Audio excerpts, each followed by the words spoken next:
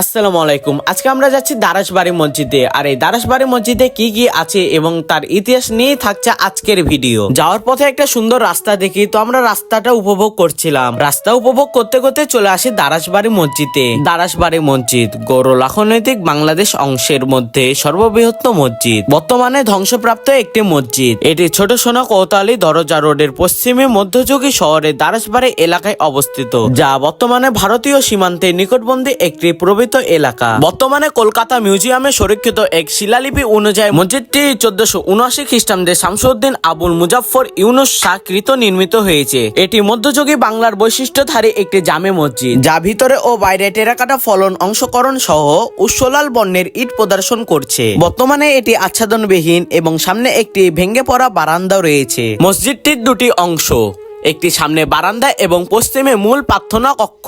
সম্পূর্ণ ইমারতটি পূর্ব পশ্চিমে টানা একটি চওড়া নেফ দ্বারা বিভক্ত। মসজিদটির পূর্ব দিকে একটি মাদ্রাসা আছে, যা একটি বড় জলাধার দ্বারা মসজিদটির থেকে বিচ্ছিন্ন।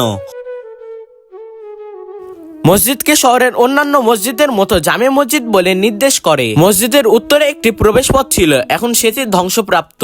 দারাসবাড়ি মসজিদ এক সময় গৌরল অর্থনৈতিক সুলতানি আমলের মসজিদ সমূহের মধ্যে অন্যতম ও সুন্দর উদাহরণ হিসাবে বিবেচিত ছিল। শহর স্থাপনের শুরু দেখে এটি নির্মিত হয়েছিল। অন্যান্য সমসাময়িক উদাহরণের মতো এটি গৌরনীতির অন্তর্ভুক্ত, যা পরে বাংলার অন্যান্য স্থানে ছড়িয়ে পড়ে এবং মধ্যযুগী স্বাধীন বাংলা রীতি হিসাবে পরিচিত লাভ করে। আর আমার এই জায়গাটা দেখে মনে হয়েছিল আগের যুগের মানুষ মনে হয় এখানে মোমবাতি রাখতো, এবং এখানে এক একটা ডিজাইন আমাকে মন কেড়ে নেয়। আর আরো একটা কথা, আমি এই পর্যন্ত যতগুলা মসজিদে গেছি ততগুলা মসজিদে প্রায় নামাজ পড়ার স্থান আছে, কিন্তু এই দারাসবাড়ি মসজিদে নামাজ পড়ার ব্যবস্থা নাই। তো সবকিছু মিলে আমার কাছে খুবই ভালো লাগে এই দারাসবাড়ি মসজিদটি। তো কে কে এই দারাসবাড়ি মসজিদে গেছেন কমেন্টে জানাবেন। তো আজকের ভিডিও এই পর্যন্ত। আপনাদের যদি ভালো লেগে থাকে কমেন্টে জানাবেন। আসসালামু আলাইকুম।